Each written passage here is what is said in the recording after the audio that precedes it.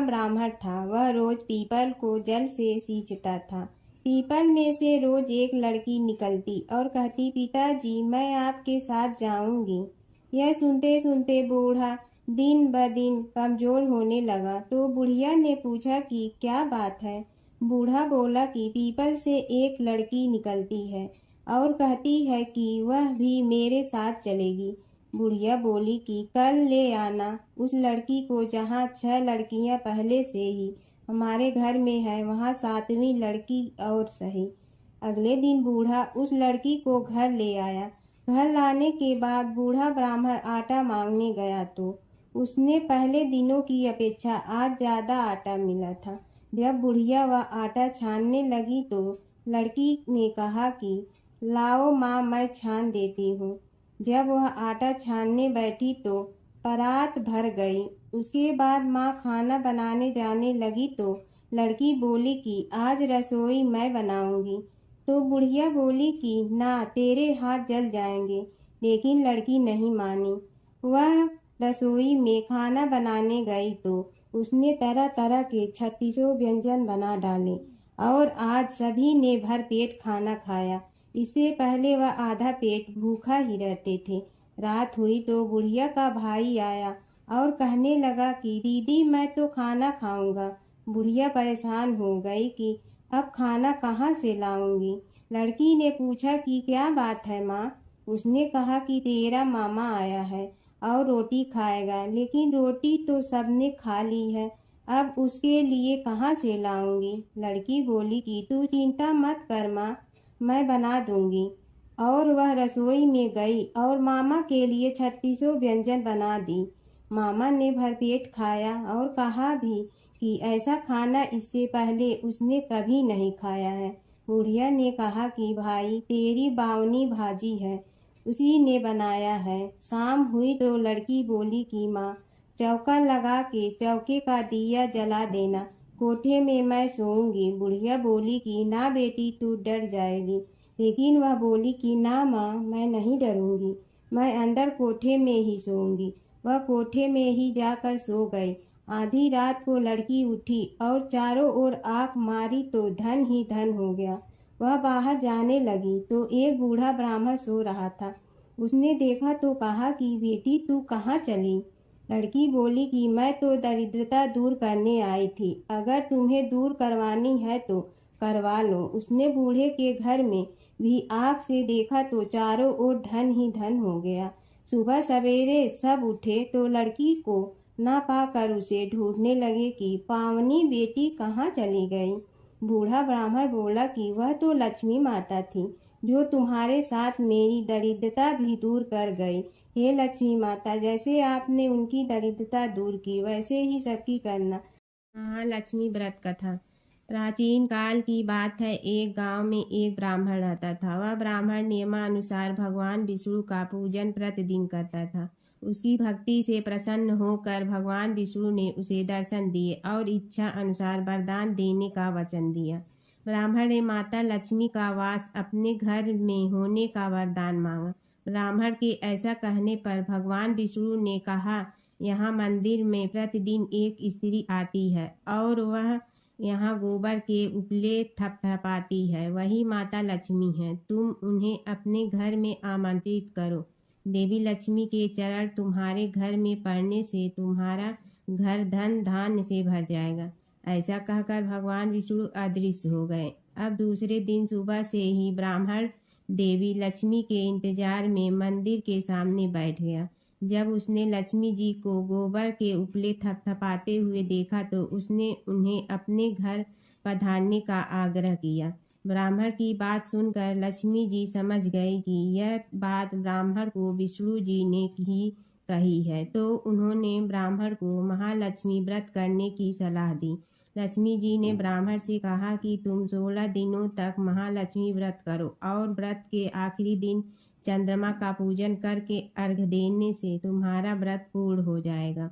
ब्राह्मण ने भी महालक्ष्मी के कहे अनुसार व्रत किया और देवी लक्ष्मी ने भी उसकी मनोकामना पूर्ण की। उसी दिन से यह व्रत श्रद्धा से किया जाता है। तुलसी माता की कथा। पुरानी समय की बात है। एक परम सुंदर और पतिव्रता स्त्री थी जिनका नाम था वृंदा। वे भगवान विष्णु की परम भक्त थी और उनका विवाह राक्षस राजा जलंधर से हुआ था। जलंधर बहुत शक्तिशाली था और उसकी शक्ति का रहस्य था उसकी पत्नी वृंदा की अटूट पतिव्रता धर्म। जब तक वृंदा अपने पति के प्रति सच्ची और समर्पित रही तब तक कोई भी देवता जलंधर को पराजित नहीं कर सकता था। देवताओं ने कई बार प्रयास किया लेकिन जलंधर अजेय रहा। तब सभी देवता भगवान विष्णु के पास गए और उनसे सहायता मांगी। भगवान विष्णु ने एक लीला रची। वे जलंधर का रूप धारण करके वृंदा के सामने प्रकट हुए। वृंदा ने उन्हें अपना पति समझकर उनका सत्कार किया, लेकिन जैसे ही वृंदा को सच्चाई का पता चला उनका पतिव्रता धर्म भंग हो गया। उसी क्षण देवताओं ने जलंधर का वध कर दिया। जब वृंदा को यह ज्ञात हुआ कि यह सब भगवान विष्णु की लीला थी तो वे बहुत दुखी हुई और उन्होंने भगवान विष्णु को श्राप दिया कि वे पत्थर बन जाएं। उसी श्राप के कारण भगवान विष्णु शालिग्राम पत्थर के रूप में प्रकट हुए। इसके बाद वृंदा ने अपने प्राण त्याग दिए। उनके शरीर से एक पवित्र पौधा उत्पन्न हुआ जिसे आज हम तुलसी के नाम से जानते हैं। तभी से तुलसी को देवी का रूप माना जाता है और उनकी पूजा की जाती है। तुलसी माता को घर में रखने से सुख समृद्धि आती है। भगवान विष्णु को तुलसी अत्यंत प्रिय है। बिना तुलसी के भगवान विष्णु की पूजा अधूरी मानी जाती है। सच्ची भक्ति और पतिव्रता धर्म में अपार शक्ति होती है। माता सीता की कथा। यह कहानी सीता माता कहती थी और श्री राम इसे सुना करते थे। एक दिन श्री राम भगवान को किसी काम के लिए बाहर जाना पड़ा तो सीता माता कहने लगी कि भगवान, मेरा तो 12 वर्ष का नित्य नियम है। अब आप बाहर जाएंगे तो मैं अपनी कहानी किसे सुनाऊंगी। श्री राम ने कहा कि तुम कुएं की पाल पर जाकर बैठ जाना और वहां जो औरतें पानी भरने आएंगी उन्हें अपनी कहानी सुना देना। सीता माता कुएं की पाल पर जाकर बैठ जाती हैं। एक स्त्री आई, उसने रेशम की जड़ी की साड़ी पहन रखी थी और सोने का घड़ा ले रखा था। सीता माता उसे देख कहती हैं कि बहन, मेरा 12 वर्ष का नित्य सुन लो। पर वह स्त्री बोली कि मैं तुम्हारा नित्य सुनूंगी तो मुझे घर जाने में देरी हो जाएगी और मेरी सास मुझसे लड़ेंगी। उसने कहानी नहीं सुनी और चली गई। उसकी रेशम जड़ी की साड़ी फट गई। सोने का घड़ा मिट्टी के घड़े में बदल गया। सास ने देखा तो पूछा कि ये किसका दोष अपने सिर लेकर आ गई है। बहू ने कहा कि कुएं पर एक औरत बैठी थी। उसने कहानी सुनने के लिए कहा, लेकिन मैंने सुनी नहीं, जिसका यह फल मिला है। बहू की बात सुनकर अगले दिन वही साड़ी और घड़ा लेकर सास कुएं की पाल पर गई। सास को वहीं माता सीता बैठी मिली तो माता सीता ने कहा कि बहन, मेरी कहानी सुन लीजिए। सास बोली कि एक बार छोड़, मैं तो 4 बार कहानी सुन लूंगी। राम आए, लक्ष्मण आए, देश के पुजारी आए, नित नेम का नेम लाए, आओ राम बैठो राम। तपी रसोई जियो राम, माखन मिश्री खाओ राम। दूध बतासा पियो राम, सूत के पलका मोठो राम। साल दुसाला पोठो राम, साल दुसाला ओढ़ो राम। जब बोलो जब राम ही राम, राम संवारे सबके काम। खाली घर भंडार भरेंगे, सबका बेड़ा पार करेंगे। श्री राम जय राम जय जय राम। सास बोली कि बहन, कहानी तो बहुत अच्छी लगी। कहानी सुनकर सास घर चली गई और उसकी साड़ी फिर से रेशम जड़ी की बन गई। मिट्टी का घड़ा फिर सोने के घड़े में बदल गया। बहू कहने लगी, सासू माँ, आपने ये सब कैसे किया। सास ने कहा कि बहू तू दोष लगा के आई थी और मैं अब दोष उतार कर आ रही हूँ। बहू ने फिर पूछा कि वह कुएं वाली स्त्री कौन है। सास बोली कि वे सीता माता थी। वे पुराने से नया कर देती हैं, खाली घर में भंडार भर देती हैं। वह लक्ष्मी जी का वास घर में कर देती हैं। आदमी की जो भी इच्छा हो उसे पूरा कर देती हैं। बहू बोली कि ऐसी कहानी मुझे भी सुना दो। सास बोली कि ठीक है, तुम भी सुनो। और सास ने कहानी शुरू की।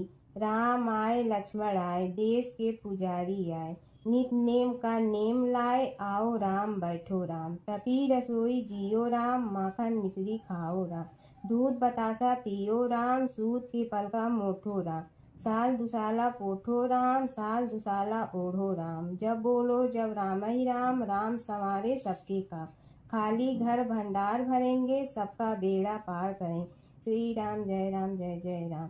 कहानी सुनकर बहू बोली कि कहानी तो बहुत अच्छी है। सास ने कहा कि ठीक है, इस कहानी को रोज कहा करेंगे। अब सास बहू रोज सवेरे उठती, नहाती धोती और पूजा करने के बाद नितनेम की सीता की कहानी कहती। एक दिन उनके यहाँ एक पड़ोस की औरत आई और बोली कि बहन जरा सी आँच दे ना। तो वह बोली कि आज तो अभी हमने जलाई ही नहीं। पड़ोसन ने कहा कि तुम सुबह 4 बजे से उठकर क्या कर रही हो। फिर उन्होंने कहा कि सुबह उठकर हम पूजा करते हैं, फिर सीता माता की नितनेम की कहानी कहते हैं। पड़ोसन ने उसी बात सुनकर फिर कहा कि सीता माता की कहानी कहने से तुम्हें क्या मिलता है। वे बोली कि इनकी कहानी कहने से घर में भंडार भर जाते हैं, सारे काम सिद्ध होते हैं, मन की इच्छा भी पूरी हो जाती है। पड़ोसन कहती है कि बहन ऐसी कहानी तो मुझे भी सुना दो। फिर वह बोली कि ठीक है, तुम भी यह कहानी सुन लो। राम आए लक्ष्मण आए, देश के पुजारी आए, नित नेम का नेम लाए, आओ राम बैठो राम। सारी कहानी सुनने के बाद पड़ोसन कहने लगी, बहन कहानी तो मुझे बहुत अच्छी लगी। अब वह पड़ोसन भी नित नेम सीता माता की कहानी कहने लगी। कहानी कहने से सीता माता ने पड़ोसन के भी भंडार भर दिए। अब तो पूरे मोहल्ले में नित नेम की कथा चल पड़ी। हर किसी की मनोकामना पूरी होने लगी। हे सीता माता, जैसे आपने उनके भंडार भरे वैसे ही आप हमारे भी भंडार भरना, सबकी भरना, कहानी सुनने वाले के भी और कहानी कहने वाले के भी। जमुना की कहानी। प्राचीन समय में एक गांव था जिसमें 2 बहनें रहा करती थी। एक बहन का नाम गंगा था तो दूसरी बहन का नाम जमुना था। एक बार दोनों बहनें एक साहूकार के खेत से गुजर रही थी तो जमुना ने 13 दाने जौ के तोड़ लिए, जिसे देख गंगा बोली कि तुझे तो ग्रहण लग गया, तूने चोरी की है।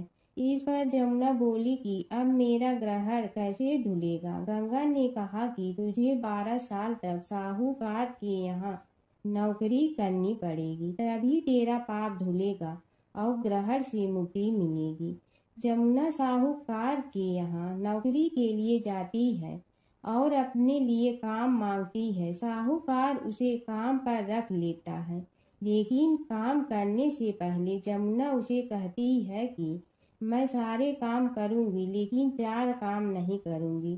जूठे बर्तन नहीं मांजूंगी, झाड़ू नहीं लगाऊंगी, बिस्तर नहीं बिछाऊंगी और दिया नहीं जलाऊंगी। 12 साल के बाद कुंभ का मेला लगा तो साहूकारनी भी कुंभ नहाने जाने लगी। जमुना ने उसे जाते देख कहा कि कुंभ के मेले में मेरी बहन गंगा मिलेगी तो उसे यह सोने का टक्का दे देना, इससे वह अपने हाथों में सुंदर चूड़ियां पहन लेगी। साहूकारनी ने कुंभ के मेले में गंगा को वह सोने का टका दे दिया। गंगा ने उनसे वह टका लेते हुए कहा कि मेरी बहन को कहना कि उसके 12 वर्ष पूरे हो गए हैं, अब वह वहां वापिस आ जा। साहूकार व साहूकारनी वापिस घर आए तब जमुना मटके में पानी भर रही थी। दोनों जमुना से बोले कि हमने सोने का वह टका तेरी बहन गंगा को दे दिया था और उसने कहा है कि तेरे 12 वर्ष पूरे हो गए हैं, इसलिए अब तुम वापिस जाओ। यह समाचार सुनते ही जमुना सहस्र धारा में बदल गई और बहने लगी। जमुना जी का यह रूप देखकर साहूकार और साहूकारनी परेशान हो गई थी। हमारे घर में जमुना माता ने काम किया, हमें तो अब ग्रहण लग गया है, हम यह ग्रहण कैसे उतारेंगे। जमुना भागकर गंगा माता के पास चली गई। गंगा ने जमुना से पूछा कि तुम साहूकारनी से कुछ कहकर आई हो या ऐसे ही बिना बताए आ गई। तब जमुना बोली कि मैं तो कुछ भी बताकर नहीं आई हूँ। गंगा ने कहा कि जा उन्हें धीरज दे आ, नहीं तो उन्हें जीवन भर असंतोष ही रहेगा। गंगा के कहने पर जमुना माता ने साहूकारनी को सपने में दर्शन दिए और कहा कि तुम दोनों उल्टे माथे क्यों पड़े हो, जाओ उठकर खाओ पियो। तब दोनों बोले कि हम कैसे उठे, हमें तो ग्रहण लगा है, क्योंकि हमने उल्टे सीधे और पता नहीं कितने नीच कार्य आपसे कराए हैं।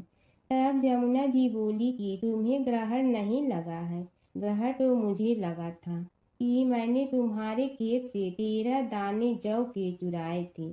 मैं तो अपना ग्रहण उतारने तुम्हारे घर आई थी। मेरा ग्रहण तुम्हारे घर में 12 वर्ष तक रहने से उतर गया है और मेरी मुक्ति हो गई है। जमुना जी ने कहा कि तुम्हें कोई ग्रहण नहीं लगा है, उल्टे मेरे 12 वर्ष तक यहाँ रहने से तुम्हारी भी मुक्ति हो गई है। यह कहकर जमुना जी स्वप्न से चली गई।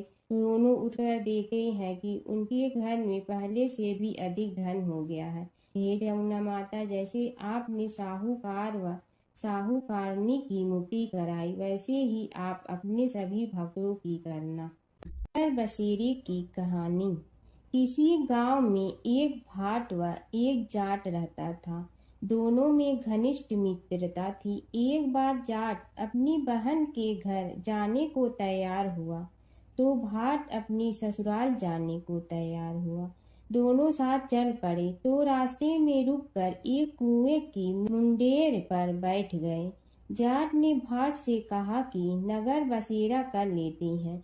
इस पर भाट बोला कि तू ही नगर बसेरा कर ले, मैं तो अपनी ससुराल जा रहा हूँ, वहाँ खूब खातिर होगी मेरी, तू कर ले नगर बसेरा। जाट वहीं कुएं के पास बैठ पानी की घंटी और चावल का दाना लेकर नगर बसेरा करने लगा।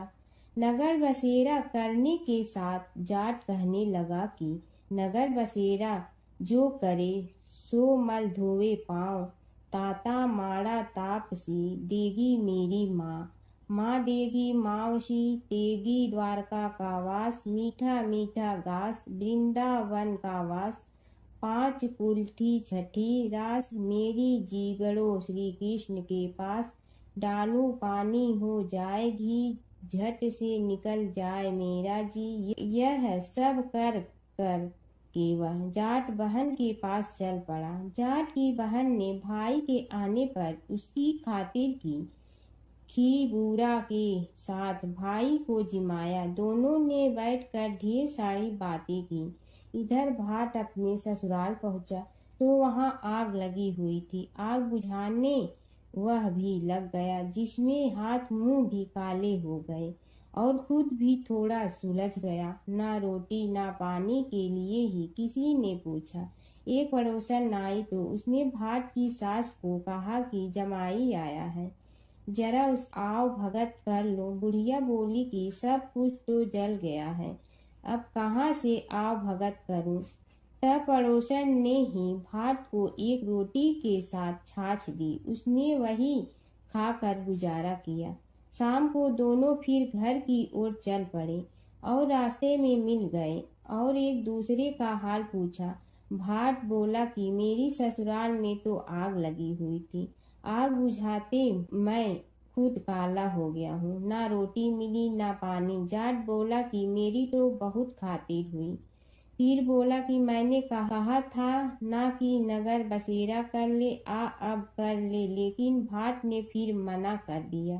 कहने लगा कि चाहे रोटी दे या न दे, तेरी तो माँ है, दही चूरमा का पेड़ा धरा पाएगा। भाट ने फिर नगर बसेरा नहीं किया, जाट ने कर लिया। नगर बसेरा जो करे सो मल धोए पाँव, ताता मारा तापसी देगी मेरी माँ। माँ देगी मावशी देगी द्वारका का वास, मीठा मीठा घास वृंदावन का वास। 5 कुल्ठी छठी रास, मेरा जी बड़ो श्री कृष्ण के पास। डालू पानी हो जाए घी, झट से निकल जाए मेरा जी। करके वह चल पड़ा। घर पहुँचते ही जाट की मौसी ने बहुत लाड प्यार किया। उधर भाट घर गया तो उसकी भैंस खो गई थी। बाप एक लाठी रखे तो दूसरी उठाए और कहने लगा कि ससुराल गया तो आग लगा दी, अब यहाँ आया तो भैंस खो दी। बाप ने कहा कि पहले भैंस लेकर आ, तभी रोटी पानी मिलेगा। सारा दिन भाट भैंस ढूंढता रहा, लेकिन उसे भैंस नहीं मिली। जाट और भाट की मुलाकात फिर से बाजार में हो गई। जाट ने भाट के हाल चाल पूछे तो भाट बोला कि आते ही भैंस खो गई, बस उसी दिन से भैंस ढूंढ रहा हूँ। रोटियां का तो पूछो ही मत। जाट ने कहा कि मैंने तो पहले ही कहा था कि नगर बसेरा कर ले। जाट की बात सुनकर भाट बोला कि तेरे नगर बसेरे में इतनी ताकत है तो चल अब कर लेते हैं। दोनों ने बैठकर नगर बसेरा किया। नगर बसेरा जो करे सो मल धोवे पाँव, ताता मारा तापसी देगी मेरी माँ। माँ देगी मौसी देगी द्वारका का वास, मीठा मीठा घास वृंदावन का वास। 5 कुल्ठी छठी रास, मेरा जीवड़ो श्री कृष्ण के पास। डालू पानी हो जाए घी, झट से निकल जाए मेरा जी। दोनों के नगर बसेरा करने पर भाट जैसे ही आगे बढ़ा तो उसकी खोई भैंस मिल गई, जिसे लेकर घर पहुंचा। घर पहुंचते ही माँ ने कहा कि लड़के को आते ही घर से निकाल दिया, सारे दिन से ये भूखा प्यासा भटक रहा है। यह कहकर उसकी माँ ने उसको खूब खिलाया पिलाया। इस घटना के बाद सारे नगर में ढिंढोरा पिटवा गया कि तब कोई अपने पीहर या सास से आते जाते नगर बसेरा करें। जैसे भाट को नगर बसेरा करने का फल मिला, वैसे ही हर किसी को मिले। गणेश और बुढ़िया माई की कथा। एक बुढ़िया थी, वह बहुत ही गरीब और दृष्टिहीन थी। उसके एक बेटा और बहू थे। वह बुढ़िया सदैव गणेश जी की पूजा किया करती थी। एक दिन गणेश जी प्रकट होकर उस बुढ़िया से बोले, बुढ़िया माँ तू जो चाहे सो मांग ले। बुढ़िया बोली, मुझे तो मांगना नहीं आता, कैसे और क्या मांगूं। तब गणेश जी बोले, अपने बहू बेटे से पूछ कर मांग ले। तब बुढ़िया ने अपने बेटे से कहा, गणेश जी कहते हैं तू कुछ मांग ले, बता मैं क्या मांगूं। पुत्र ने कहा, माँ तू धन मांग ले। बहू से पूछा तो बहू ने कहा, नाती मांग ले। तब बुढ़िया ने सोचा कि ये तो अपने अपने मतलब की बात कर रहे हैं, अतः उस बुढ़िया ने पड़ोसन से पूछा तो उन्होंने कहा, बुढ़िया तू तो थोड़े दिन जियोगी, क्यों तू धन मांगो और क्यों नाती मांगे। तू तो अपनी आँखों की रोशनी मांग ले, जिससे तेरी जिंदगी आराम से कट जाए। इस पर बुढ़िया बोली, यदि आप प्रसन्न है तो मुझे 9 करोड़ की माया दे, निरोगी काया दे, अमर सुहाग दे, आँखों की रोशनी दे, नाती दे, पोता दे और सब परिवार को सुख दे और अंत में मोक्ष दे। यह सुनकर तब गणेश जी बोले, बुढ़िया माँ तुमने तो हमें ठग लिया, फिर भी जो तूने मांगा है वचन के अनुसार सब तुझे मिलेगा। और यह कहकर गणेश जी अंतर ध्यान हो गए। उधर बुढ़िया माँ ने जो कुछ मांगा वह सब कुछ मिल गया। हे गणेश जी महाराज, जैसे तुमने उस बुढ़िया माँ को सब कुछ दिया वैसे ही सबको देना। बुढ़िया माई को मुक्ति दी तुलसी माता की कथा। एक बुढ़िया माई तुलसी जी को सींचती और कहती कि हे तुलसी माता, सत की दाता, मैं तेरा बिडला सींचती हूँ, मुझे बहू दे, पीताम्बर की धोती दे, मीठा मीठा घास दे, बैकुंठा में वास दे, चटक की चाल दे, पटक की मोद दे, चंदन का काठ दे, रानी सा राज दे, दाल भात का भोजन दे, 11 की मौत दे, कृष्ण जी का कंधा दे। तब तुलसी माता यह सुनकर सूखने लगी। तो भगवान ने पूछा कि हे तुलसी, तुम क्यों सूख रही हो? तुलसी माता ने कहा कि एक बुढ़िया रोज आती है और यही बात कह जाती है, मैं सब बात तो पूरा कर दूंगी, लेकिन कृष्ण का कंधा कहाँ से लाऊंगी? तो भगवान बोले, जब वो मरेगी तो मैं अपने आप कंधा दे आऊँगा, तू बुढ़िया माई से कह देना। जब बुढ़िया माई मर गई, सब लोग आ गए। जब माई को ले जाने लगे तो वह किसी से न उठी। तब भगवान एक 12 बरस के बालक का रूप धारण करके आए। बालक ने कहा, मैं कान में एक बात कहूँगा तो बुढ़िया माई उठ जाएगी। बालक ने कान में कहा, बुढ़िया माई मन की निकाल ले, पीताम्बर की धोती ले, मीठा मीठा घास ले, बैकुंठा का वास ले, चटक की चाल ले, पटक की मोत ले, कृष्ण जी का कंधा ले। यह सुनकर बुढ़िया माई हल्की हो गई। भगवान ने कंधा दिया और बुढ़िया माई को मुक्ति मिल गई। हे तुलसी माता, जैसे बुढ़िया माई को मुक्ति दी वैसे सबको देना। समय की बात है कि विष्णु भगवान का विवाह लक्ष्मी जी के साथ निश्चित हो गया। विवाह की तैयारी होने लगी। सभी देवताओं को निमंत्रण भेजे गए, परंतु गणेश जी को निमंत्रण नहीं दिया। कारण जो भी रहा हो, अब भगवान विष्णु की बारात जाने का समय आ गया। सभी देवता अपनी पत्नियों के साथ विवाह समारोह में आए। उन सब ने देखा कि गणेश जी कहीं दिखाई नहीं दे रहे हैं। तब वे आपस में चर्चा करने लगे कि क्या गणेश जी को कोई न्योता नहीं दिया है या स्वयं गणेश जी ही नहीं आए हैं। सभी को इस बात पर आश्चर्य होने लगा। तभी सब ने विचार किया कि विष्णु भगवान से ही इसका कारण पूछा जाए। विष्णु भगवान से पूछने पर उन्होंने कहा कि हमने गणेश जी के पिता भोलेनाथ महादेव को न्योता भेजा है। यदि गणेश जी अपने पिता के साथ आना चाहते हैं तो आ जाते, अलग से न्योता देने की कोई आवश्यकता भी नहीं थी। दूसरी बात यह है कि उनको 1.25 मन मूंग, 1.25 मन चावल, 1.25 मन घी और 1.25 मन लड्डू का भोजन दिन भर में चाहिए। यदि गणेश जी नहीं आएंगे तो कोई बात नहीं, दूसरे के घर जाकर इतना सारा खाना पीना अच्छा भी नहीं लगता।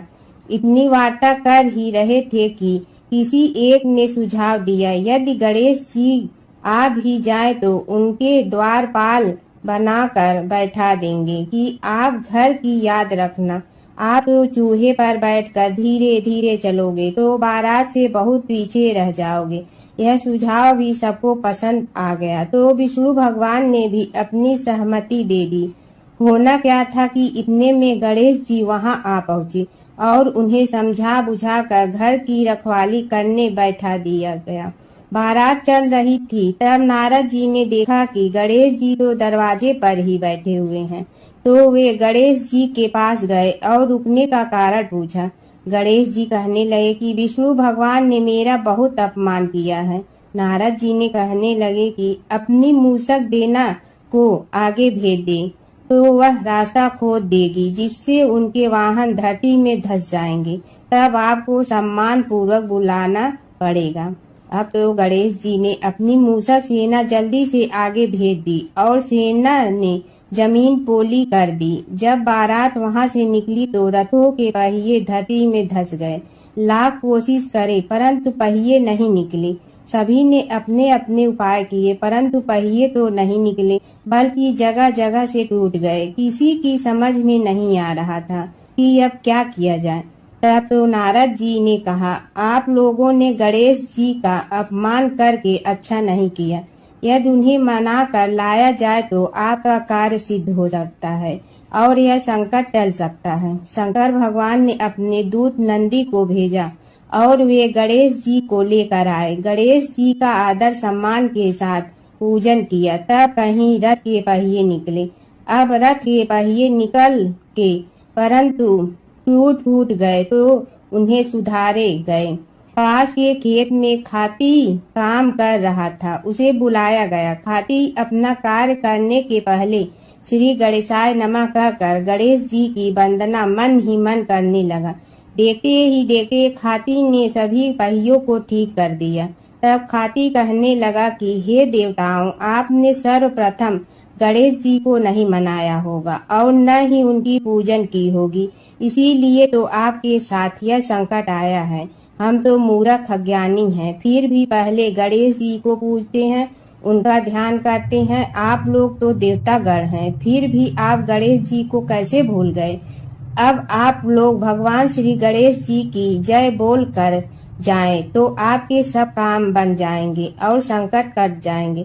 ऐसा कहते हुए बारात वहां से चल दी और विष्णु भगवान को लक्ष्मी जी के साथ विवाह संपन्न करा के सभी सकुशल घर लौट आए। हे गणेश जी महाराज, आपने विष्णु को जैसे कारज सारियो ऐसे कारज सबको सिद्ध कर जो। बोलो गजानन भगवान की जय। एक गांव में एक बुढ़िया माई रहती थी। उसके 2 बेटे तथा बहू भी थे। बुढ़िया माई भगवान श्री हरि विष्णु की परम भक्त थी। अपना जीवन दान धर्म पुण्य कार्य कर्मों में लगाती थी, परंतु बुढ़िया माई कभी भी मंदिर और सत्संग में वह तीर्थ स्थानों पर नहीं जाती थी। एक बार गांव में भागवत कथा हो रही थी। बेटे ने कहा, माँ, आप सारा दिन घर में रहती हैं, आप मंदिर में भागवत कथा सुनने क्यों नहीं जाती? बुढ़िया माई ने बेटे का मन रखने के लिए कह दिया कि आज जाऊंगी, परंतु नहीं गई। ऐसा करते करते 6 दिन निकल गए। बुढ़िया माई के बेटे ने कहा, माँ, आज अंतिम दिन है, आज तो कथा सुनने आपको जाना ही पड़ेगा। सारा दिन घर का काम करके बुढ़िया माई ने जाते जाते इतनी देर कर दी कि अंतिम दिन की भागवत कथा भी समाप्त हो गई। भगवान श्री हरि विष्णु सन्यासी का रूप धारण करके बुढ़िया माई के पास आए और बोले, बुढ़िया माई, तुम कहाँ जा रही हो? बुढ़िया माई ने कहा, मैं भागवत कथा सुनने जा रही हूँ। तब सन्यासी रूपधारी भगवान श्री हरि विष्णु ने कहा, अब इतनी देर से क्यों जा रही हो? वहाँ तो अब कथा समाप्त हो गई है, अब वहाँ जाकर क्या करोगी? बुढ़िया माई ने कहा, अब घर से निकली हूँ तो जाकर ही रहूंगी। सब सन्यासी रूपधारी भगवान श्री हरि विष्णु ने कहा कि अब कथा समाप्त हो गई, भक्त लोग भी अपने अपने घर चले गए, अब तुम वहाँ से क्या लाओगी? तो बुढ़िया माई बोली, कुछ नहीं तो मैं वहाँ से एक ईंट ही उठा लाऊंगी। तो सन्यासी रूपधारी भगवान श्री हरि विष्णु बोले, तुम वहाँ से मिट्टी की ईंट लाओगी, उसके बदले में मैं तुम्हें एक सोने की ईंट देता हूँ। बुढ़िया माई ने ईंट ले ली और घर की तरफ चल पड़ी और विचार करने लगी कि यदि यह ईंट मैं घर लेकर जाऊंगी तो बेटे बहू झगड़ने लगेंगे, इसीलिए घर के आंगन में बाहर ही बुढ़िया माई ने वह ईंट जमीन में गाड़ दी। परंतु अब बुढ़िया माई का ध्यान उस ईंट पर ही रहने लगा। खाने पीने घर के काम करने में सदैव बुढ़िया माई अपना ध्यान सोने की ईंट पर ही लगाई रखती। बेटे बहू ने पूछा, माँ, पूरे दिन घर के आंगन में क्या करती रहती हो? तो बुढ़िया माई ने कहा, मैं आने जाने वाले को देखती रहती हूँ। एक दिन बुढ़िया माई मर गई। यमराज के दूत बुढ़िया माई को लेने आए। बुढ़िया माई को लेकर धर्मराज जी के पास पहुँचे और धर्मराज जी को सारी बात बतलाई। धर्मराज जी ने बुढ़िया माई को कुतिया की योनि दे दी और कुतिया उसी पेड़ के नीचे बैठी रहती। बुढ़िया माई की बहू ने कहा, इस कुतिया को यहाँ से भगाओ, नहीं तो यह बच्चों को काट जाएगी। तो उसके बेटे ने उसकी पीठ पर एक लकड़ी मारी और बुढ़िया माई मर गई और को सर्प की योनि मिली। आंगन में सर्प को देखकर बेटे बहू ने किसी को काट नहीं जाए इसी डर से मार दिया। फिर बुढ़िया माई मर कर धर्मराज जी के पास पहुंची। बुढ़िया माई कीड़ी का रूप धारण करके उस आंगन में कीड़ी नगरा बना लिया। आंगन में कीड़ी नगरा हो गया। घर वाले बहुत परेशान हुए। घर वाले भोजन भी नहीं बना रहे थे। और मन ही मन होने का स्मरण करने लगे। तब भगवान श्री हरि विष्णु सन्यासी का रूप धारण करके आए और बोले कि कुछ खाने को दे दो। तो घरवाले ने कहा, महाराज, हमारे खाने को भी कुछ नहीं बनाया, क्योंकि हमारे घर में कीड़ी नगरा हो गया है। आप ही इसका कुछ उपाय बतलाइए। तब महाराज जी ने आंगन में खोदा और सोने की 28 निकाली और दोनों बेटों को दे दी और कहा, तुम्हारी माँ के नाम से दान पुण्य करना, धर्मशाला बनवाना, स्कूल बनवाना, प्याऊ लगवाना, गौशाला में गाय के चारे खाने की व्यवस्था करना। परंतु दोनों बेटे आपस में झगड़ने लगे कि तू दान कर, तू दान कर। किसी ने बुढ़िया माई के नाम से कोई दान नहीं किया और कीड़ी नगरा वहाँ उसी स्वरूप में स्थापित रहा। कुछ दिन बाद सन्यासी वापस आया और बुढ़िया माई के बेटों ने भगवान स्वरूपधारी सन्यासी महाराज से कहा कि हमारी घर की हालत वैसी की वैसी है, कीड़ी नगरा तो वैसे का वैसा ही है। तब साधु रूपधारी सन्यासी महाराज ने कहा, वह सोने के ईंट के टुकड़े लाओ और उन्हें बेचकर उनसे जो भी धन मिले उसे तुम्हारी माँ के नाम से दान पुण्य करो। इस कीड़ी नगरा पर शक्कर और आटा डालो। तुम ऐसा करोगे तो तुम्हारी माँ को मोक्ष प्राप्ति होगी। और उनके घर से कीड़ी नगरा चला गया। जो व्यक्ति प्रतिदिन सुबह प्रातः आटा और शक्कर कीड़ी नगरे पर डालता है, वह सदैव धनवान, पुत्रवान, संपन्न, सुख शांति से जीवन यापन करता है। उसके घर में कभी कोई कष्ट नहीं आता है। उसका जीवन सदा सर्वदा आनंद से व्यतीत होता है। उसके परिवारजन उसे अत्यधिक स्नेह प्रदान करते हैं। कीड़ी नगरा प्रतिदिन सींचने से जुड़ी नगरी की कहानी सुनने से, दान पुण्य व धर्म कार्यों में रुचि लगाने से जीवन उत्तम हो जाता है। एक बार एक नगर में एक मालिन रहती थी। उसके पति चल बसे थे। उसका एक 4 साल का पुत्र था।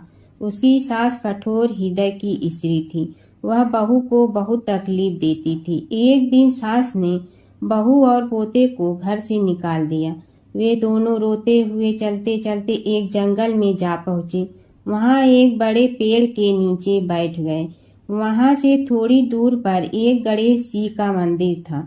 वहाँ बहुत लोग गणेश जी के दर्शन करने आते थे। दर्शन करके गणेश जी को प्रसाद चढ़ाते थे। फिर वह प्रसाद सबको बांट देते थे। इस प्रसाद से माँ बेटे का गुजारा होने लगा। दोनों गणेश जी की पूजा पाठ में लग गए। एक दिन उन्होंने सोचा, क्यों न हम भी जंगल से फूल लाकर बेचें। वे रोज जंगल से फूल लाकर उसकी माला बनाकर बेचने लगे। साथ में पूजा की सामग्री और प्रसाद भी बेचने लगे। इससे उनको आमदनी होने लगी। गणेश जी की कृपा से आमदनी बढ़ने लगी। जल्दी ही उन्होंने एक मकान और एक दुकान बना लिया। एक राजा की लड़की मंदिर में रोज पूजा करने आती थी। मालिन के बेटे को देखकर राजकुमारी उस पर मोहित हो गई और उससे विवाह करने की सोचने लगी। उसने अपनी भाभी से अपने मन की बात कही। भाभी अनुभवी थी। उसने कहा, ये तो मालिन का बेटा है और तुम एक राजा की बेटी हो। यदि तुमने उससे विवाह किया तो तुम्हारी बहुत बेइज्जती होगी। पर राजकुमारी अपनी बात पर अड़ी रही। उसने कहा, मैंने तो प्रतिज्ञा कर ली है कि उसी से विवाह करूंगी। भाभी ने घर जाकर सारी बात राजा को बता दी। राजा ने मना नहीं किया और विवाह के लिए तैयार हो गए। उन्होंने बड़े धूमधाम से बेटी का विवाह मालिन के बेटे के साथ कर दिया। मालिन ने सबसे पहले बेटे बहू को गणेश जी के मंदिर में ले जाकर पूजा पाठ करवाया और गणेश जी का आशीर्वाद दिलवाया। इसके बाद पूरे नगर में यह बात फैल गई कि गणेश जी की पूजा करने से सब दुख कष्ट दूर हो जाते हैं। इस बात पर सुनते ही नगर के सभी लोग मंदिर आने लगे। मालिन और उसके बेटे की बिक्री और बढ़ गई। उधर उसकी सास के बुरे दिन आ गए। अन्नदाता उससे रूठ गए और वह भूखों मरने लगी। एक दिन वह रोती धोती उसी गणेश जी के मंदिर में आ पहुंची। वहां वह मालिन के बेटे से बोली, मैं भूखी हूँ, मुझे रोटी कपड़ा दे दो। इसके बदले में तुम्हारा सारा काम कर दूंगी। लड़के को दया आ गई और उसे काम पर रख लिया। उसने अपनी दादी को नहीं पहचाना। जब मालिन घर आई तो उसने सास को पहचान लिया। वह सास से बोली, सासू जी आप यहाँ कैसे? सास ने पोते की तरफ इशारा करके कहा, मेरी इस सेठ के यहाँ नौकरी लग गई है। बहू बोली, यह आपका पोता है और यह घर भी आपका ही है, यह दुकान भी आपकी ही है। जब आपने हमें घर से निकाला तब गणेश जी ने हमारी रक्षा की। बहू की बात सुनकर सास बोली, मेरी करनी मैं भोगूंगी। बहू बोली, सासू जी अब आप हमारे यहाँ रहो और पोते का सुख देखो। हे गणेश जी महाराज, जैसा सुख आपने मालिन को दिया वैसा ही सुख सबको देना। प्राचीन काल की बात है। नैमिषारण्य क्षेत्र में ऋषि, महर्षि और साधु संतों का समाज जुड़ा था। उसमें श्री सूत जी भी विद्यमान थे। शौनक जी ने उनकी सेवा में उपस्थित होकर निवेदन किया कि हे अज्ञान रूप घोर तिमिर को नष्ट करने में करोड़ों सूर्यों के समान प्रकाशमान श्री सूत जी हमारे कानों के लिए अमृत के समान जीवन प्रदान करने वाले कथा तत्व का वर्णन कीजिए। हे सूत जी, हमारे हृदयों में ज्ञान के प्रकाश की वृद्धि तथा भक्ति, वैराग्य और विवेक की उत्पत्ति जिस कथा से हो सकती हो वह हमारे प्रति कहने की कृपा कीजिए। शौनक जी की जिज्ञासा से सूत जी बड़े प्रसन्न हुए। पुरातन इतिहासों के स्मरण से उनका शरीर पुलकायमान हो रहा था। वे कुछ देर उसी स्थिति में विराजमान रहकर कुछ विचार करते रहे और अंत में बोले, शौनक जी, इस विषय में आपके चित्त में बड़ी जिज्ञासा है। आप धन्य हैं जो सदैव ज्ञान की प्राप्ति में तत्पर रहते हुए विभिन्न पुराण कथाओं की जिज्ञासा रखते हैं। आज मैं आपको ज्ञान के परम स्रोत रूप श्री गणेश जी का जन्म कर्म रूप चरित्र सुनाऊंगा। गणेश जी से ही सभी ज्ञानों, सभी विद्याओं का उद्भव हुआ है। अब आप सावधान चित्त से विराजमान हो। श्री गणेश जी के ध्यान और नमस्कार पूर्वक उनका चरित्र श्रवण करें। नमस्तस्मै गणेशाय ब्रह्मा विद्या प्रदायिनी यनागस्त्यसमः साक्षात विघ्न सागर सोषणे। कैसे हैं वे श्री गणेश जो सभी प्रकार की ब्रह्म विद्याओं को प्रदान करने वाले, अर्थात ब्रह्मा के सगुण और निर्गुण स्वरूप पर प्रकाश डालने और जीव ब्रह्मा का अभेद प्रतिपादन करने वाली विद्याओं के दाता हैं। वे विघ्नों के समुद्रों को महर्षि अगस्त के समान शोषण करने में समर्थ हैं। इसलिए उनका नाम विघ्न सागर शोषक के नाम से प्रसिद्ध है। मैं उन भगवान श्री गणेश जी को नमस्कार करता हूँ। प्रथम पूजा के अधिकारी श्री गणेश जी, यह कहकर सूत जी कुछ समय के लिए मौन हो गए और फिर बोले, शौनक जी, भगवान गणेश जी ही सर्वप्रथम पूजा प्राप्ति के अधिकारी हैं। किसी भी देवता की पूजा करो, पहले उनकी पूजा करो। शौनक जी ने निवेदन किया, हे भगवान, हे सूत, सर्वप्रथम यह बताने की कृपा कीजिए कि गणेश जी को प्रथम पूजा का अधिकार किस प्रकार प्राप्त हुआ। इस विषय में मेरी बुद्धि मोह को प्राप्त हो रही है कि सृष्टि रचयिता ब्रह्मा जी, पालन करता भगवान नारायण और संहार करता शिव जी में से किसी को प्रथम पूजा का अधिकारी क्यों नहीं माना गया। यह त्रिदेव ही तो सबसे बड़ा देवता माने जाते हैं। सूत जी ने कहा, शौनक जी, यह भी एक रहस्य ही है। देखो, अधिकार मांगने से नहीं मिलता, इसके लिए योग्यता होनी चाहिए। संसार में अनेकों देवी देवताएं पूजे जाते हैं। पहले जो जिसका इष्ट देव होता है वह उसी की पूजा किया करता है। इससे बड़े देवताओं के महत्व में कमी आने की आशंका उत्पन्न हो गई। इस कारण देवताओं में परस्पर विवाद होने लगा। वे उसका निर्णय प्राप्त करने के लिए शिव जी के पास पहुंचे और प्रणाम करके पूछने लगे, प्रभु, हम सब में प्रथम पूजा का अधिकारी कौन है? शिव जी सोचने लगे कि किसे प्रथम पूजा का अधिकारी माने। तभी उन्हें एक युक्ति सूझी। बोले, देवगण, इसका निपटारा बातों से नहीं तथ्यों से होगा। इसके लिए एक प्रतियोगिता रखनी होगी, शिव की परिक्रमा करने की प्रतियोगिता। देवगण उनका मुख देखने लगे, शंकित हृदय से सोचने लगे कि कैसी प्रतियोगिता रहेगी। यह शिव जी ने उनके मन के भाव ताड़ लिए, इसलिए सांत्वना भरे शब्दों में बोले, घबराओ मत, कोई कठिन परीक्षा नहीं ली जाएगी। बस इतना ही कि सभी अपने अपने वाहनों पर चढ़कर संसार की परिक्रमा करो और फिर यहाँ लौट आओ। जो पहले लौटेगा वही सर्वप्रथम पूजा का अधिकारी होगा। अब क्या देर थी, सभी अपने अपने वाहन पर चढ़कर दौड़ पड़े। किसी का वाहन गजराज था तो किसी का सिंह, किसी का भैंसा तो किसी का मृग, किसी का हंस तो किसी का उल्लू, किसी का अश्व तो किसी का श्वान। अभिप्राय यह है कि वाहनों को विविधता के दर्शन उस समय जितने भले प्रकार से हो सकते थे उतने अन्य समय में नहीं। सबसे गया बीता वाहन गणेश जी का था मूषक, उससे चूहा भी कहते हैं। ऐसे वाहन के बल भरोसे इस प्रतियोगिता में सफल होना तो क्या, सम्मिलित होना भी हास्यास्पद है। गणेश जी ने सोचा, छोड़ो, क्या होगा प्रतियोगिता में भाग लेने से, हम तो यहाँ बैठे रहकर ही तमाशा देखेंगे।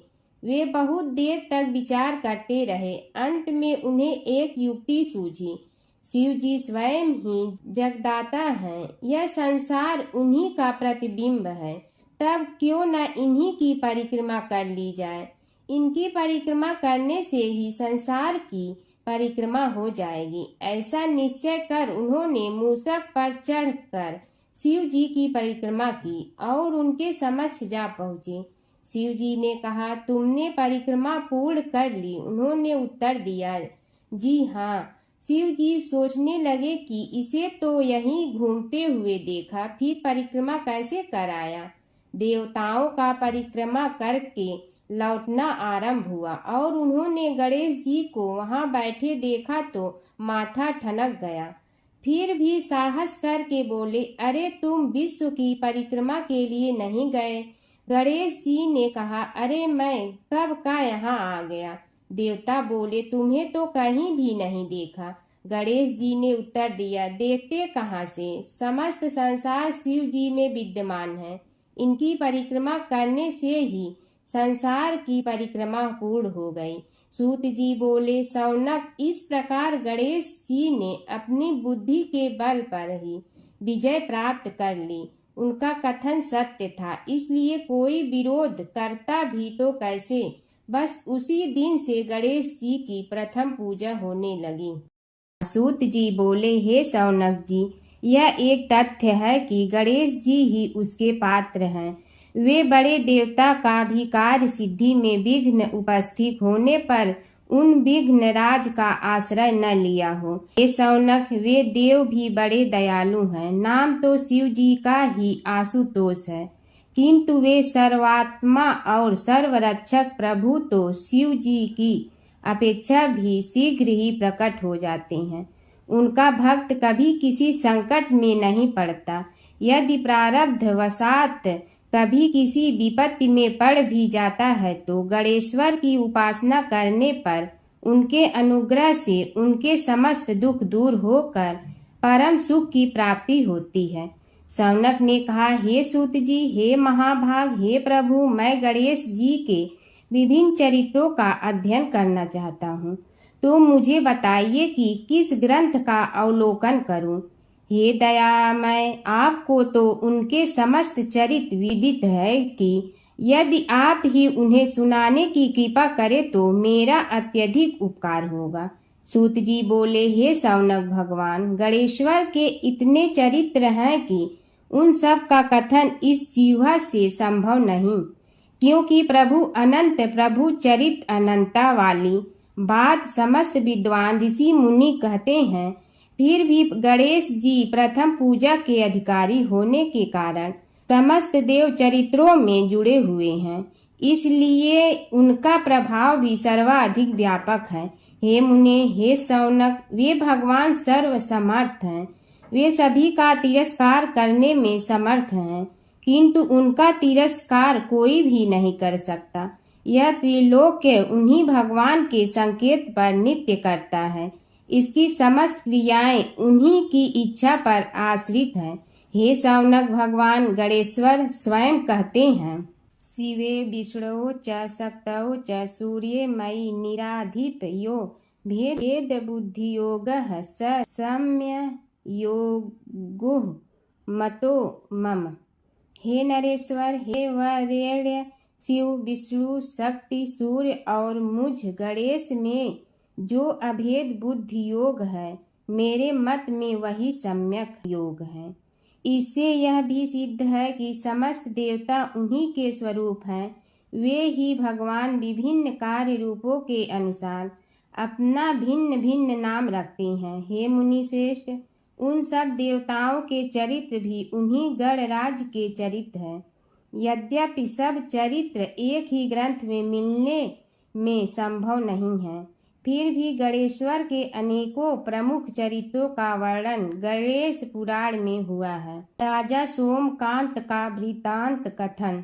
सौनक जी ने पूछा, हे प्रभु, गणेश पुराण का आरंभ किस प्रकार हुआ, यह मुझे बताने की कृपा करे। इस पर सूत जी ने कहने लगे, हे सौनक, यद्यपि गणेश पुराण है तो बहुत प्राचीन, क्योंकि भगवान गणेश्वर तो आदि हैं। न जाने कब से गणेश जी अपने उपासकों पर कृपा करते चले आ रहे हैं।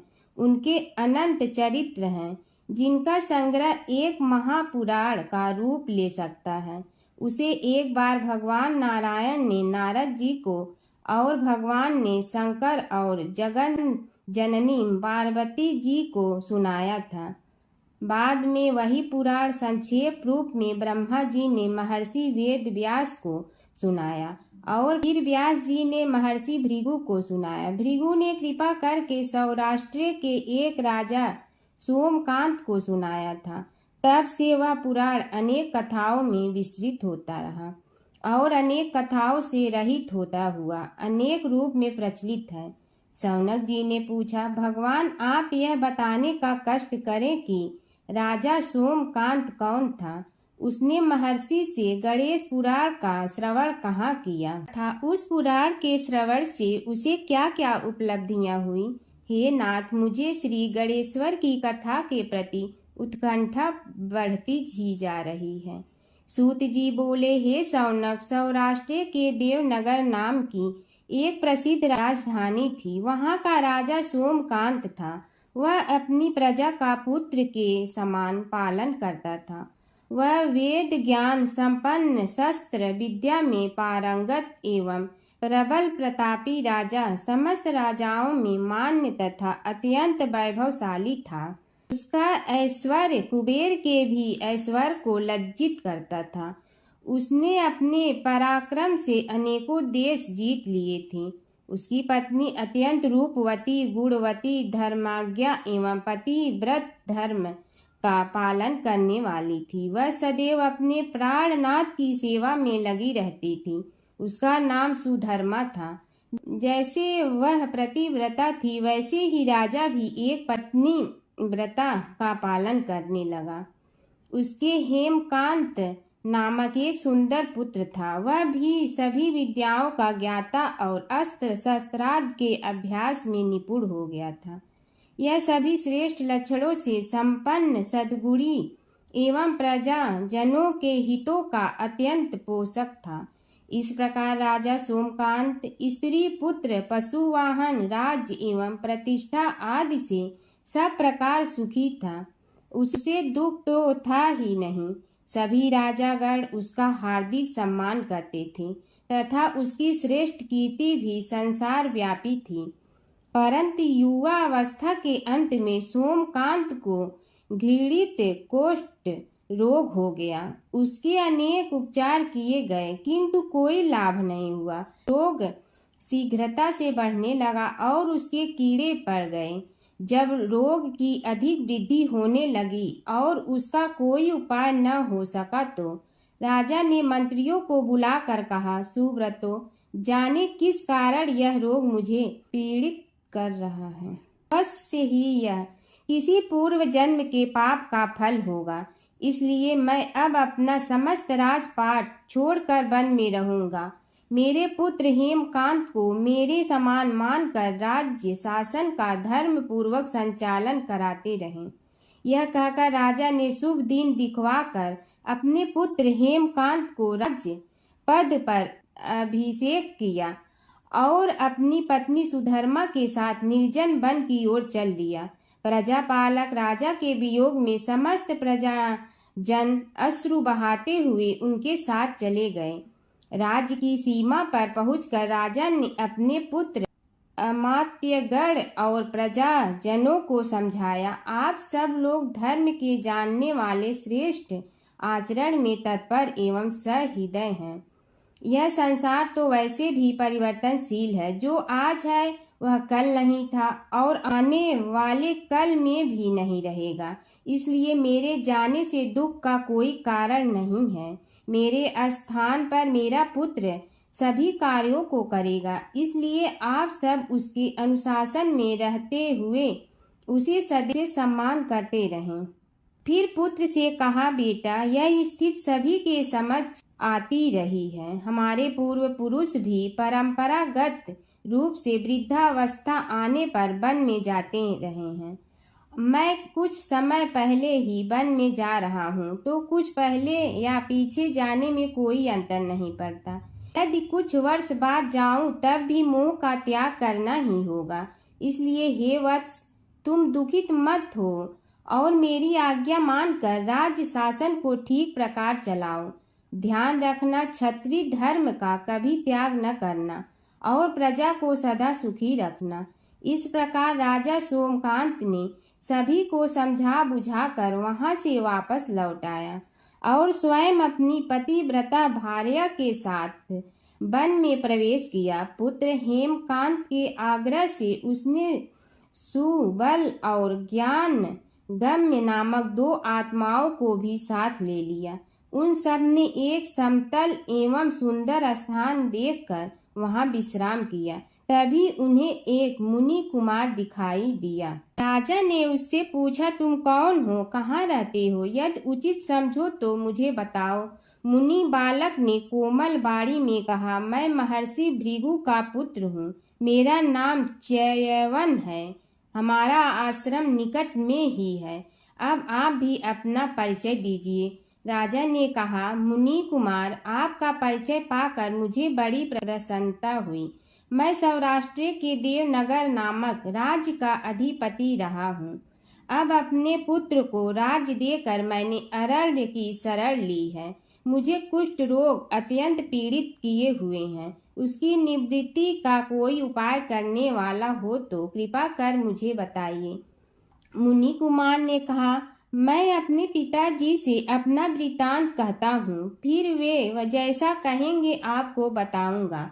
यह कहकर मुनि बालक चला गया और कुछ देर में ही आकर बोला, राजन, मैंने आपका वृतांत अपने पिताजी को बताया। उनकी आज्ञा हुई है कि आप सब मेरे साथ आश्रम में चलकर उनसे भेंट करें, तभी आपके रोग के विषय में भी विचार किया जाएगा।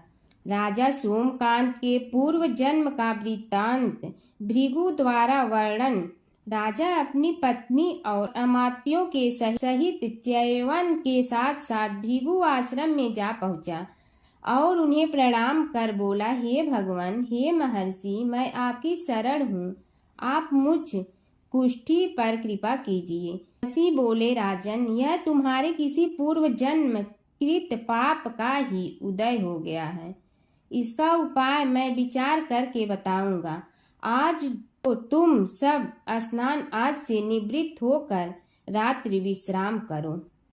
महर्षि की आज्ञा अनुसार सबने स्नान भोजन आदि के उपरांत रात्रि व्यतीत की और प्रातः काल स्नान आदि नित्य कर्मों से निवृत्त होकर महर्षि की सेवा में उपस्थित हुए। महर्षि ने कहा, राजन, मैंने तुम्हारे पूर्व जन्म का वृतांत जान लिया हूँ और यह भी विदित कर लिया है कि किस पाप के फल से तुम्हें इस रोग की प्राप्ति हुई है। यदि तुम चाहो तो उसे सुना दूं। राजा ने हाथ जोड़कर निवेदन किया, बड़ी कृपा होगी मुनिनाथ, मैं उसे सुनने के लिए उत्कंठित हूँ। महर्षि ने कहा, तुम पूर्व जन्म में एक धनवान वैश्य के लाडले पुत्र थे। वह वैश्य विंध्याचल के निकट कौलहार नामक ग्राम में निवास करता था। उसकी पत्नी का नाम सुलोचना था। तुम उसी वैश्य दंपत के पुत्र हुए। तुम्हारा नाम कामद था। तुम्हारा लालन पालन बड़े लाड चाव से हुआ। उन्होंने तुम्हारा विवाह एक अत्यंत सुंदरी वैश्य कन्या से कर दिया था, जिसका नाम कुटुम्बिनी था। यद्यप तुम्हारी भार्या सुशीला थी और तुम्हें सदैव धर्म में निरत देखना चाहती थी, किंतु तुम्हारा स्वभाव वासनांध होने के कारण दिन प्रतिदिन उज्जवल होता जा रहा था। किंतु माता पिता भी धार्मिक थे, इसलिए उनके सामने तुम्हारी उज्ज्वलता दबी रही। परंतु माता पिता की मृत्यु के बाद तुम निरंकुश हो गए और अपनी पत्नी की बात भी नहीं मानते थे। तुम्हें अनाचार में प्रवृत्त देखकर उसे दुख होता था, तो भी उसका कुछ बस न चलता था। तुम्हारी उन्मत्तता चरम सीमा पर थी। अपनों से भी द्वेष और क्रूरता का व्यवहार किया करते थे। हत्या आदि कराते थे। तुम्हारे लिए सामान्य बात हो गई। पीड़ित व्यक्तियों ने तुम्हारे विरुद्ध राजा से पुकार की। अभियोग चला और तुम्हें राज्य की सीमा से भी बाहर चले जाने का आदेश हुआ। तब तुम घर छोड़कर किसी निर्जन वन में रहने लगे। उस समय तुम्हारा कार्य लोगों को लूटना और हत्या करना ही रह गया। एक दिन माध्याह्न काल था। गुणवर्धक नामक एक विद्वान ब्राह्मण उधर से निकला। बेचारा अपनी पत्नी को लिवाने के लिए ससुराल जा रहा था। तुमने उस ब्राह्मण युवक को पकड़कर लूट लिया। प्रतिरोध करने पर उसे मारने लगे तो वह चित्कार करने लगा, मुझे मत मार, मत मार, देख मेरा दूसरा विवाह हुआ है। मैं पत्नी को लेने के लिए जा रहा हूँ। किंतु तुम तो क्रोधवश में ऐसे लीन हो रहे थे कि तुमने उसकी बात सुनकर भी नहीं सुनी।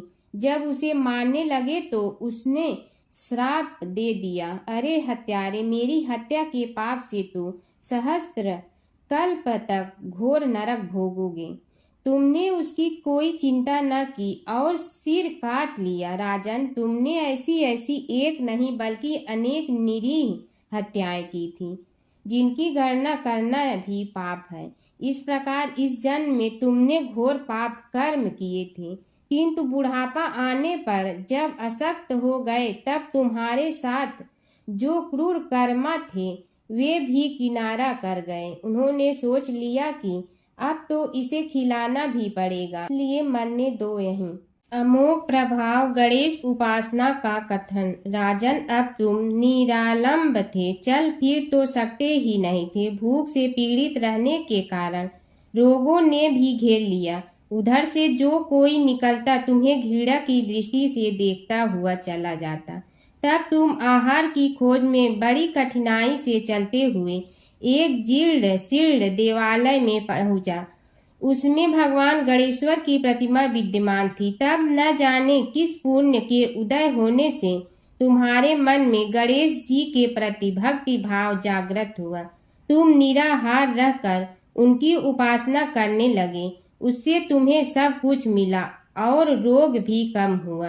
राजन, तुमने अपने साथियों की दृष्टि बचाकर बहुत सा धन एक स्थान पर गाड़ दिया था।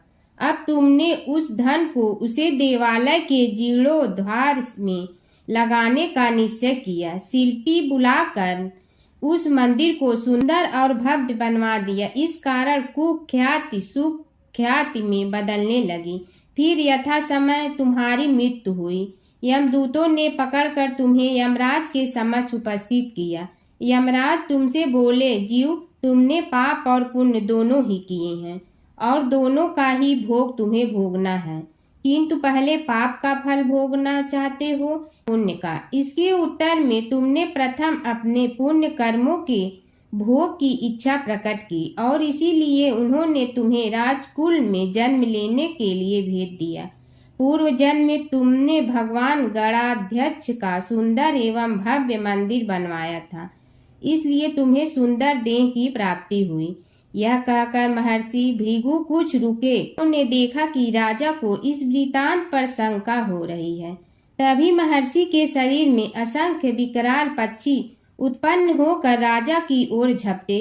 उनकी चोंच बड़ी तीक्ष्ण थी, जिनसे वे राजा के शरीर को नोच नोच कर खाने लगे। उसके कारण उत्पन्न असहनीय पीड़ा से व्याकुल हुए राजा ने महर्षि के समक्ष हाथ जोड़कर निवेदन किया, प्रभु, आपका आश्रम तो समस्त द्वेष आदि से परे है और यहाँ मैं आपकी शरण में बैठा हूँ। तब यह पक्षी मुझे आकर ही क्यों पीड़ित कर रहे हैं? हे मुनिनाथ, इनसे मेरी रक्षा कीजिए।